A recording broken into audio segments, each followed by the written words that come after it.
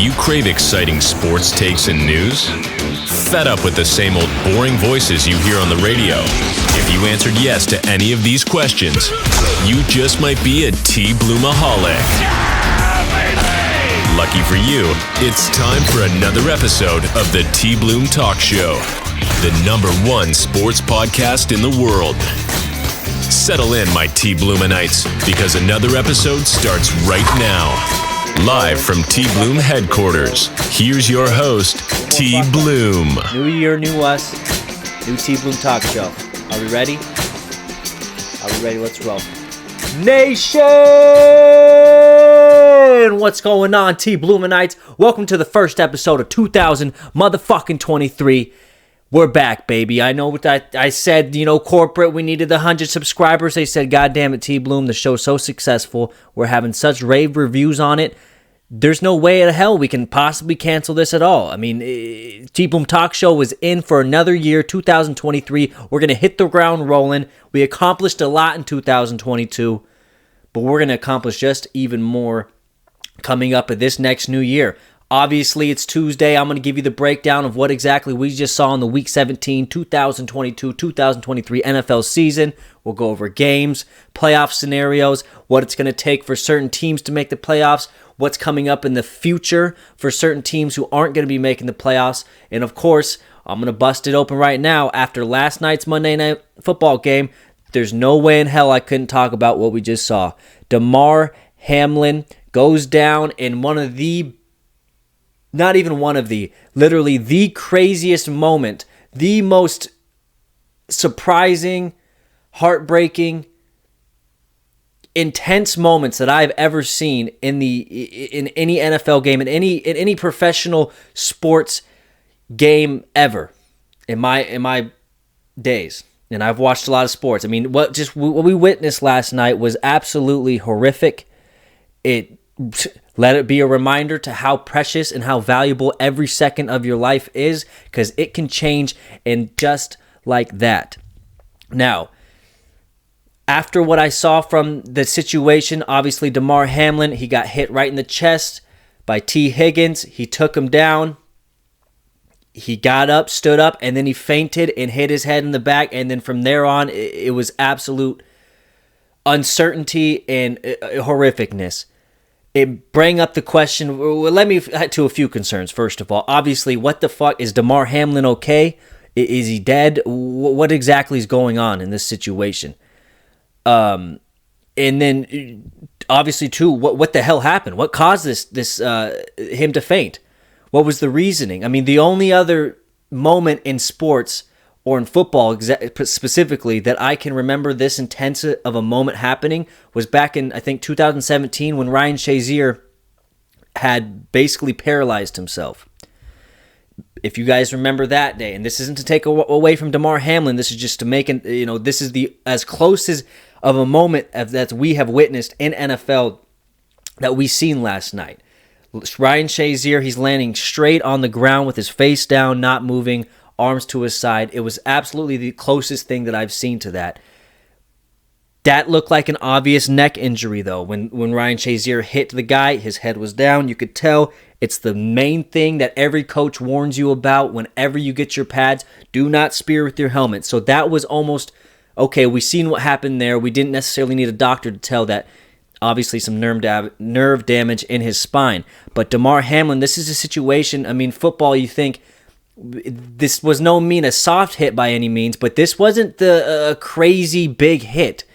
This seemed like what would be, I would think, a routine tackle. It wasn't anything off the charts by any means, yet the outcome of the tackle was the most detrimental outcome that we've ever seen in football. So I'm thinking, what exactly happened? What did we just watch? Why is he going down? And at first I was thinking, well, is it some sort of Ryan Clark situation? Or maybe he had an underlying health issue, a blood disease where he couldn't play in a certain environment. Ryan Clark, he couldn't play in high-altitude environments, so he would never play in Denver. Mike Tomlin would never let him because of the simple fact there's a possibility he could lose his life if he did. Was it that sort of situation? And then as the night progressed and as, more medical professionals came out, gave their opinion on what happened, it leads me to believe that, the wide consensus so far, obviously this is all speculation because they haven't came out and said exactly what's going on with Damar Hamlin and why this took place, but the speculation suggests that the blow to the chest could have caused an injury called commotio cordis, which is, and I quote, a blunt force to the chest in a precise moment in the heart's electrical cycle that can cause the heart to stop. It is a rare injury known as commotio cordis, but it is the second most common cause of cardiac death amongst U.S. athletes. Now, I did some more research. Most of the time, this type of injury, it is rare, but it's even rarer in football, as most of the time, the sports that are being played when this injury happens are baseball, hockey, and lacrosse. Obviously, because there's little, you got a puck, you got a baseball, you got the little lacrosse ball hitting a chest, puncturing it, a lot more higher likelihood of you having that happen to you in some of those games, I assume. But this is you have to chalk it up to a freak injury. I mean, this is a freak episode of not an episode, but a freak injury. I mean, it's nothing more than that. The odds of it happening are very, very low, very, very slim, but when it does happen, the results can be detrimental, like I said. So that seems to be what's happening to Damar Hamlin. I know they just came out and said 50%. He's breathing. 50% of him is breathing. I'm not sure what to take that. Like 50% of the breathing machine is helping him or whatever. But obviously, better news. None of this is going to be good news per se, but better news. It seems like they're moving in the right direction for Damar Hamlin to be healthy. This is a shout out to his family. Our condolences. We're sending our prayers, everything we can to this man who pretty much is just risked his life for a simple game we know as football and for the entertainment of fans across the nation. So our thoughts and prayers for him and his family. We hope to see him get better and to become healthy again. That's all that I have for that. That's the only thing I know for the updates on that injury. And let's talk about what Skip Bayless had mentioned and tweeted out last night. Let me go to that right now. He got a lot of backlash for what he said. I personally, I'm not surprised by him saying it. I don't think he's saying anything. I didn't have the biggest problem with what he said. Sure, it could have been worded different, but you got to think, this is a guy who lives for adversity. I'm not surprised he came out and said this tweet that just all of a sudden just blew up and it's just in a bad light. Let me see if I can find it. No.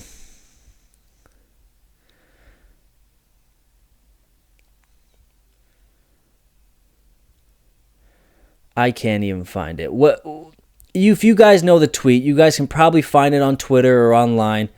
But what I thought he was trying to say, or what I hope he was trying to say is, coming into this game, it was honestly probably the biggest game of the season, easily. You had two teams, and the Cincinnati Bengals and the Buffalo Bills, both juggernauts in the game, offensive powerhouses, and this was going to be a who's who, showing it and proving it going into the playoffs. Now, keep that in mind, and we are all excited about this game.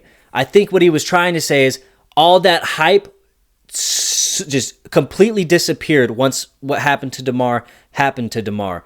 And like I said, he could have worded it way better. But again, this is Skip Bayless we're talking about here, guys. This guy isn't the smartest guy or the least controversial. He's not real smooth with his words, and he's not very careful with what he has to say. But I'm assuming that's what he meant, is this big moment of the NFL suddenly disappears, right? Gone away. No one cares about the score of the game. No one cares about the stakes. No one cares about who's winning or who's losing. All the focus shifted to what the hell just happened to Damar Hamlin. Is he going to be okay? And that was it. I don't think he's, cynical in any way. I don't think Skip Bayless is evil. I can see why the backlash happened like it did. Poor timing, poorly worded tweet, but I'm not going to sit here and act like I think Skip Bayless is the devil or anything like that, because I don't think that's the case at all. And he came on in First Take, and his little apology, it's so... anytime someone goes on TV and apologizes for what they say, to me, it automatically loses credibility because it just seems so fake. It just didn't seem sincere. It seemed like he was faking the little paper shaking he was doing, his little sniffles and his pauses and his breaths like he was going to cry and stuff.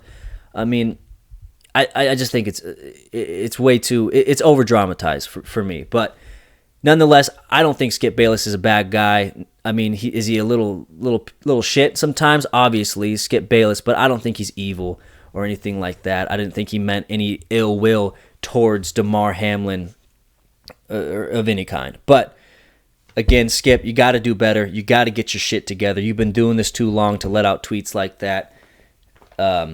This may be a waking moment in his career.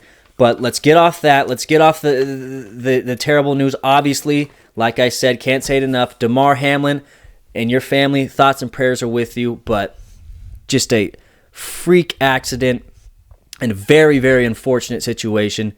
But we have to, as a community, especially in the sports community, move on and look at things in a positive light. Have faith.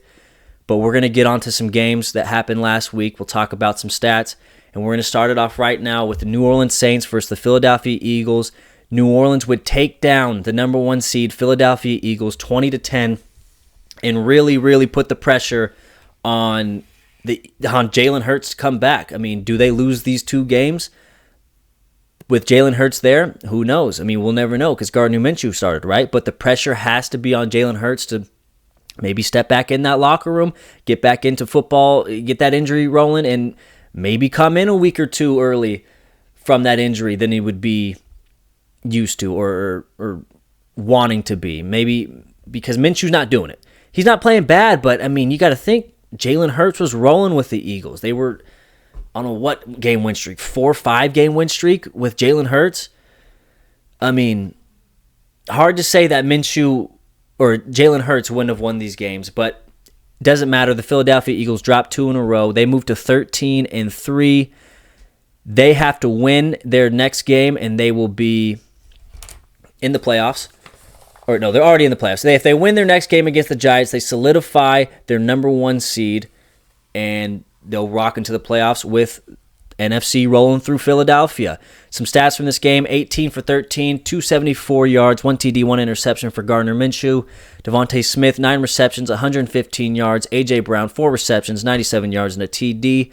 But the star of the game was Marshawn Lattimore with a game-winning pick 6 to shut out the Philadelphia Eagles' chances from ever making a comeback. Although the New Orleans Saints season is over, they will have the Panthers next week, so they'll finish it off with a division opponent, and the Philadelphia Eagles will be going against the New York Giants, who also clinched. Next game, Jacksonville Jaguars versus the Houston Texans.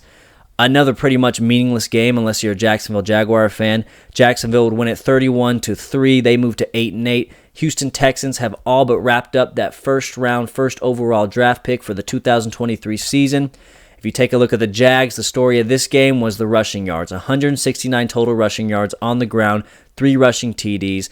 Next week, they must beat Tennessee to make the playoffs. I believe that's a Saturday night game, and that's going to be a win and in for both Tennessee and Jacksonville. So 2 division opponents going against each other. Whoever wins makes the playoffs. You got to think that's going to make for some good football. Next game, the Cleveland Browns versus the Washington Commanders. I knew it would happen. Cleveland, they came in, they played their best game that they've played since they have Deshaun Watson. Yeah, in the Washington Commanders, Taylor Heineke out with an injury. Carson Wentz came in and really stunk it up. He went 16 for 28, 143 yards, and 3 interceptions. Real Carson Wentz-like numbers. Possibly the shit stain of the year. Couple other participants in that, but he's quite possibly the worst quarterback in the league. We'll never know. They are out of the playoffs. Their next game will be against the Cowboys. It's not going to mean much for them, but the Cowboys, nonetheless, they need to maybe win this game, because I believe if they win this game and Philadelphia loses, then they would switch seeds.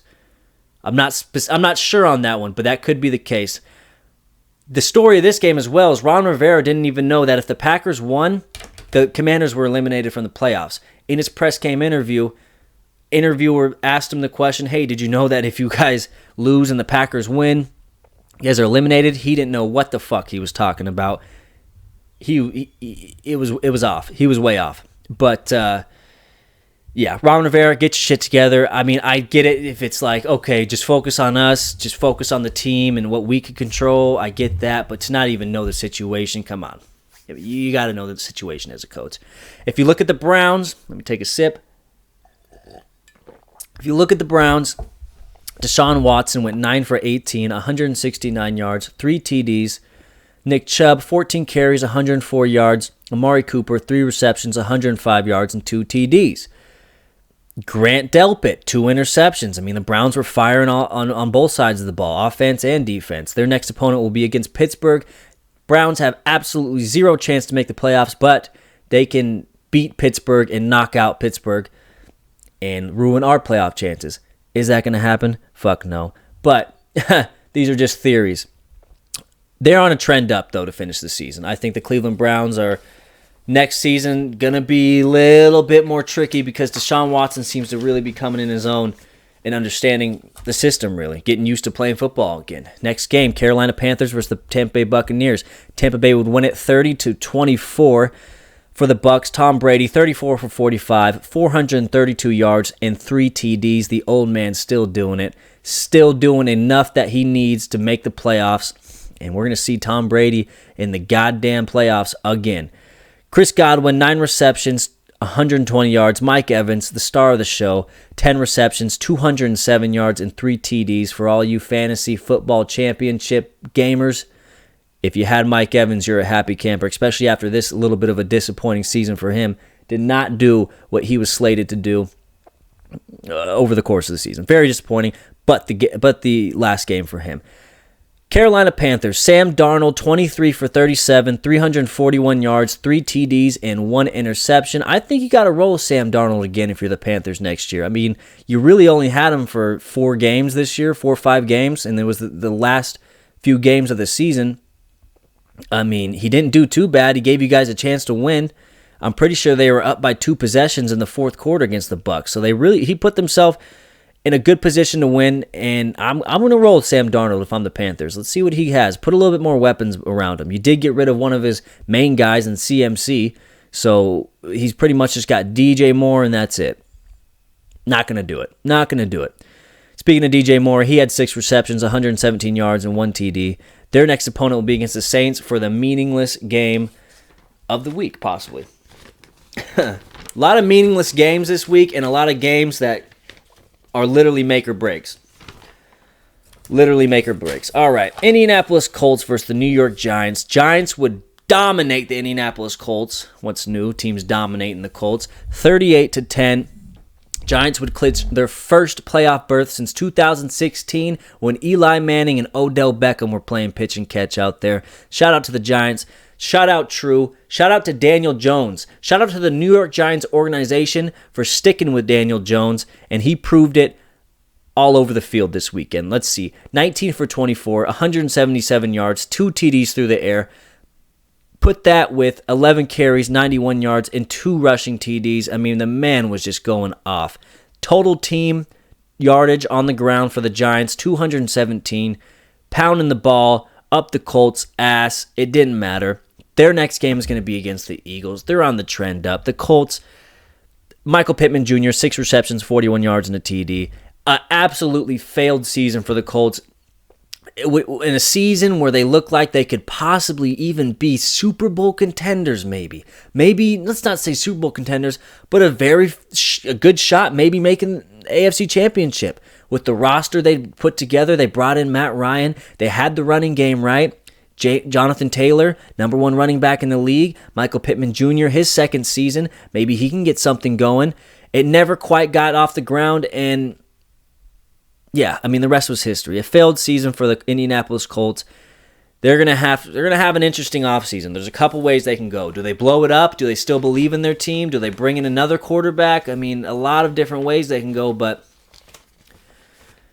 it's just disappointing overall, and I know Pat McAfee's hurting inside right now. Shout out, Pat. Next game, Miami Dolphins versus the New England Patriots. The Dolphins would lose to the New England Patriots 21-23. Teddy Bridgewater went 12 for 19, 161 yards and a TD. He would come out of the game due to a broken finger is what we would find out later in the day, and he will probably be out next game too. Skylar Thompson would step in. He will go 12 for 21, 104 yards, 1 TD, and 1 interception. Skylar Thompson probably going to be the starting quarterback for the Miami Dolphins as they take on the New York Jets next week. Going to be an interesting matchup as the Miami Dolphins need to win to get in. But guess who needs them to lose, baby? The Pittsburgh motherfucking Steelers. That's right. And we're going to talk about that in just a little bit. Nonetheless, the Miami Dolphins need a Patriots loss, and they need to win as well for them to make the playoffs.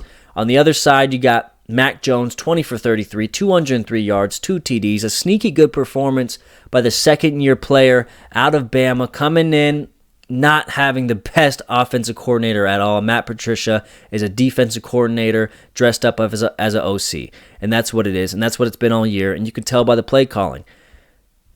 But that didn't stop Mac Jones from putting up 2 TDs and a $1.03, or $2.03 for passing yards. So, and then you got Jacoby Myers, 6 receptions, 48 yards, 1 TD. And that TD, I challenge you guys, go out and look that up. It was a very impressive, very athletic play by Jacoby Myers. Not a play you'd think that you'd see him make a jump ball fade route on the goal line, and he went up there. I mean, his ass touched the defender's shoulder pad. Fucking athleticism, that's all I can say. The guy's a baller. I love to have Jacoby Myers on my team. I mean, I always think, if Tom Brady had Jacoby Myers, he'd be a fucking 1,200-yard receiver with fucking probably 10 TDs. I mean, he's that small, shifty guy who gets open, and as you can see if you watch that play, has tremendous athleticism, very fast as well. Their next game against the Buffalo Bills, because of what happened last night, we're not sure how that's all going to play out, but if the Patriots win, they will be in. But they won't win because the Steelers need them to lose. Let's just put it that way. Next game. All right. Oh, never mind. Broncos. Denver Broncos versus Kansas City Chiefs. This actually turned out to be a pretty decent game. Keep in mind, Denver hasn't beaten Kansas City since Peyton Manning was in the league, 2015. And that streak still rolls. Kansas City would win 27-24. Patrick Mahomes, 29 for 42, 328 yards, 3 TDs, and 1 interception. Besides him, the star of the show, Jerick McKinnon, 5 receptions, 52 yards, and 2 TDs. Jerick McKinnon is probably, I'm not going to say the main back, but probably the most consistent back in terms of fantasy points. He's going to go out there, get at least 5 receptions a game, probably get a touchdown here or there. Get you a guaranteed 15 points on your fantasy team a week. Isaiah Pacheco, he's more of that running guy. He's not going to get many passes out of the backfield and get it that way, but still a good running back. I think he's had a good, solid year as a rookie. I think they keep him around for next year. I don't think they're going to keep Clyde Edwards-Helaire around, or what is his contract? It depends on what his contract is. If he's a free agent, I don't think they re-sign him. I don't think they barely even use him next year. I don't think they need to. They might even trade him. I don't know. But, yes, Chiefs would roll on. They're looking to possibly clinch the first seed next week. We'll see how the NFL does. We'll see what the NFL does with the Bills and Cincinnati game. What are they going to do? Are they going to give them a tie, or what's going to happen? But they're in prime position to make a run at that first seed. You got the Broncos with probably an even more disappointing season than the Indianapolis Colts. You bring in Russell Wilson, phenomenal player out of Seattle, Super Bowl champion, $250 million. Let's ride.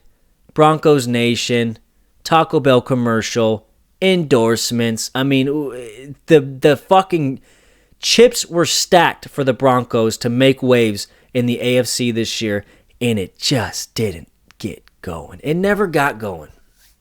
It never got going. And from the fucking jump, you could tell something was wrong. That first game against Seattle, I mean, Jesus Christ. Disappointing, to say the least, for the Broncos. I don't even want to talk about it. Their next game will be against the Chargers. The Chargers will probably go in there, shit swamp them, and call it a fucking season for the Broncos. And that's that. Next fucking game. Chicago Bears versus Detroit. Detroit putting a fucking spanking on their division rival, 41-10.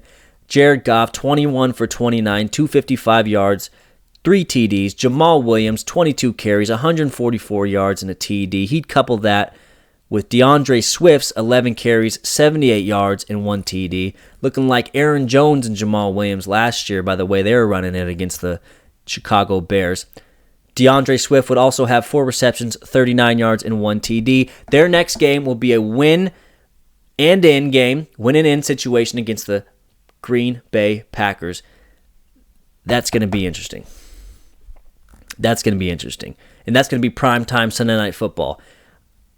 I think the NFL did the right thing by putting that game primetime. Both of these teams, especially the fucking Lions, they haven't made the playoffs in God knows how long. No one thought they were going to do it. When's the last time the Hard Knocks team in the preseason made the fucking playoffs? I can't think of ever. But the fucking Lions have a chance to do it, and we're going to see if they can. I mean, they got their hands full with the Packers, a team that, Aaron Rodgers making the playoffs isn't that crazy, but after the start of the year, what position they were in, what it took for them to move into this position to be able to win and get in, no one thought the Packers were done by week fucking 10, week 11, maybe even earlier than that. Packers didn't look good at all. And they have a chance. I don't want to see Aaron Rodgers in the playoffs if I'm you guys. I don't want to see Aaron Rodgers or Tom Brady in the playoffs. That's the last 2 fucking teams I want to see.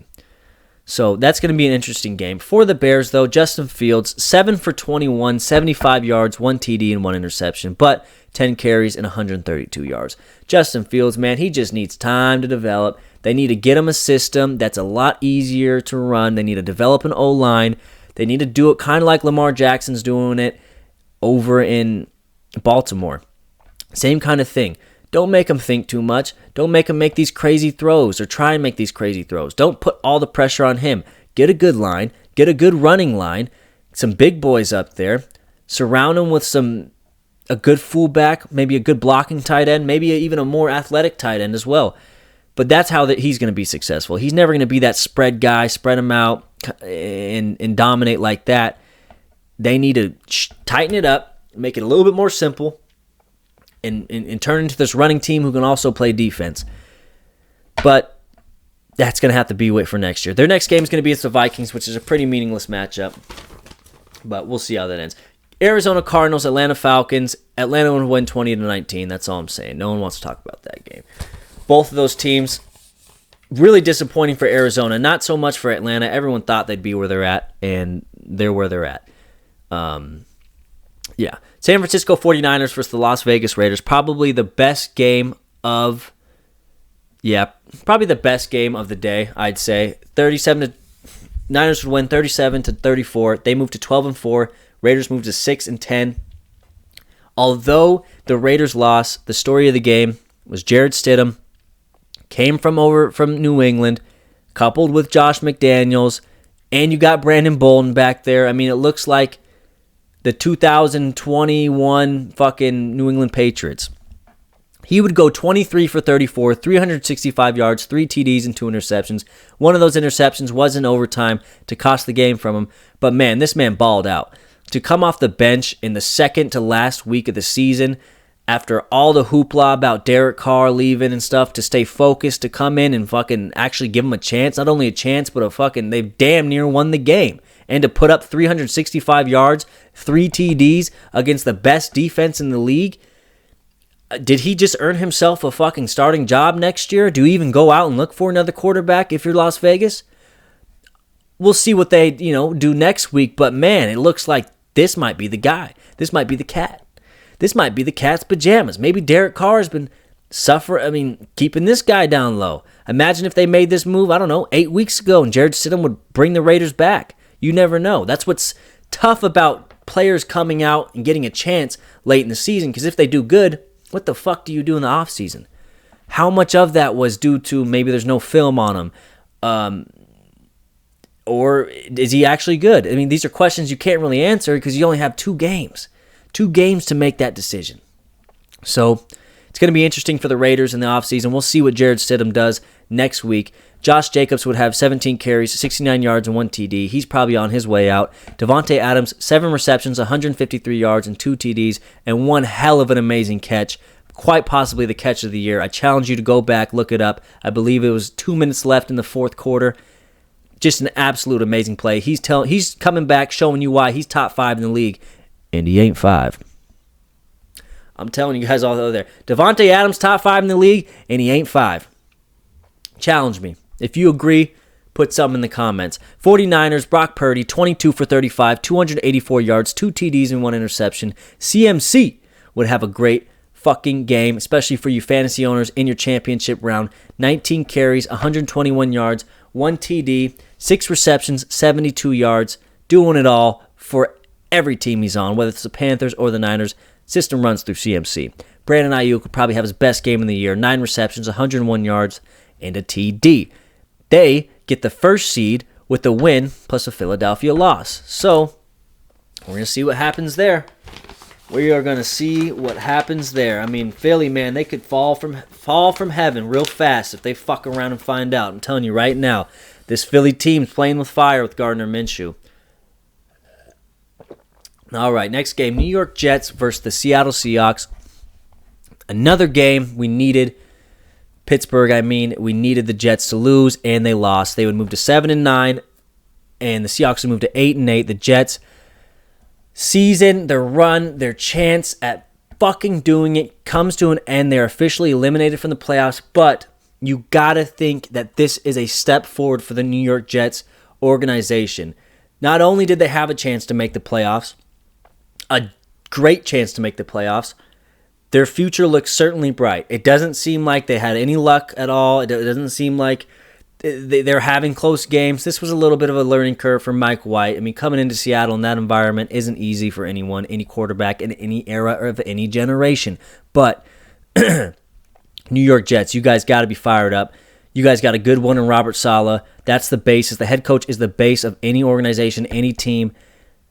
And I can see the Jets being a scary, scary team if they can just get a quarterback and a little bit more of a consistent offense on that side. So look out. New York Jets, shout out. Seahawks, on the other hand, they get in with a Packers loss and a win. So they got something to fight for next week. We'll see if it happens. But, man, yeah, shout out to the Jets. Next game, Los Angeles Rams versus the Los Angeles Chargers. The Chargers, they can only fall to a 6. Let me just say, Los Angeles beat Los Angeles 31-10. You tell me who won. Fuck. Chargers would win against the Rams. They can only fall to a 6 seed with a loss plus a Ravens win. They can't go up at all, so they're probably going to still try and win, but they don't necessarily need to win. Rams, disappointing season to say the least. You come from a Super Bowl to fucking arguably the worst team in the league. So, fall from fucking grace. That was for the Rams this season. Next game, Minnesota Vikings versus the Green Bay Packers. Green Bay would dominate 41-17. I mean, Vikings go to 12-4. Green Bay 8-8. I've said it recently. Packers need a win in their in against the Lions. Some stats for this game. The only stats you need to know, even though the Packers got 41 points, Aaron Rodgers only scored or put up 165 yards in a TD, roughly. Darnell Savage had a pick 6, and Keyshawn Nixon got a 105-yard kick return. So shout out special teams this week for the Green Bay Packers as they have a chance to make the playoffs. And like I said, there's 2 guys in the NFC you do not want to be going against. And this one is Aaron Rodgers, the other is Tom Brady, and guess what? There's a chance that they both might be in. Both 12s could be in. And we'll see what happens after that. Our last game that I will talk about. You guys been waiting all fucking night for it. How about Kenny Pickett, baby? Kenny fucking Pickett. Where are all the doubters at now? Where are the haters at now? That's 2 fucking weeks in a row where he's got 2 game-winning drives. Now you may be looking at the stats. Well, what the fuck? Look at the stats of the pedestrian. It doesn't fucking matter. There's one stat that matters. 2 dubs. 2 game-winning drives. The poise he showed against the Ravens. And this is... It's one thing to do it against the Raiders. Sure, fine. You can chalk it up to luck. You can chalk it up wherever you want to go. But to do it against the Ravens in Baltimore with the season on the line, the night was... They barely... Here's the thing. We could have put up a lot more points if we had more possessions, I feel like. I think we had one of our better offensive showings. We were running the ball successfully. Najee was getting yardage. Jaylen Warren was getting yardage. Kenny Pickett was making good decisions. We just didn't have the chance. It was just that kind of game. I think there was 2 possessions in the first quarter. Like, we got the ball first and the Ravens got the ball first. Or then the Ravens got the ball, and then that was the first quarter. So we didn't have necessarily the amount of opportunities. So maybe that's why the stats were down. But it doesn't matter, because when the game was on the line, Kenny Pickett knew he had to score a touchdown to put them in the lead and to give them a chance to win, and he fucking did it. And he made some damn good throws doing it, specifically that seam route to Steven Sims right down the middle. I don't know why the fuck he's throwing it to Steven Sims right down the middle, but goddamn it, he did. I would like to see that thrown to maybe a different receiver, but Steven Sims, hey, maybe he's that kind of guy. I didn't think he was, but hey, if he's willing to make that and capable of making that catch, shout out to Steven Sims, he showed me something. But Kenny fucking Pickett, and that last play where he rolled left away from his shoulder, and Najee cut up, did the little wheel route up the sideline. He's seen the defender with his back turned towards him. Anytime the defender's looking at the receiver, it doesn't fucking matter where you throw it. Throw it right at his head, because he ain't going to know it's coming, and the receiver's going to be able to quickly put his hands up and catch it. Great hands by Najee. Great throw by Kenny Pickett. It seems like we found our guy. We'll see how he does against the Browns next week with the complete season on the line, but it seems like the Pittsburgh Steelers have found our fucking future in Kenny Pickett. Shout out to Kenny Pickett. Shout out to Mike Tomlin for drafting him. And shout out to the whole Steelers unit for beating the Baltimore Ravens on Sunday Night Football, which could quite possibly be our last primetime game of the year. But guess what? We beat the Baltimore Ravens, and that's all that fucking matters. That's going to do it for this episode of the TBloom Talk Show, the first one in 2023. We are going to be on a journey, folks. TBloom Nation, TBloomanites all across the world. Stay tuned. Stay put. We're going to do it just as good as last year, if not even fucking better. Tons of plans, tons of stuff. Remember, you can follow me on Twitter at TBloom Talk Show. You can follow me on Instagram at T_Bloom253. If you got a TikTok, you can find me at TBloomENT. TBloomENT. Remember, folks, TBloom will be back Friday for all its predictions and stats coming up for the last week of the 2023 NFL season. So with that being fucking said, TBloom Nation, I'll see ya on Friday. Sayonara, TBloom out.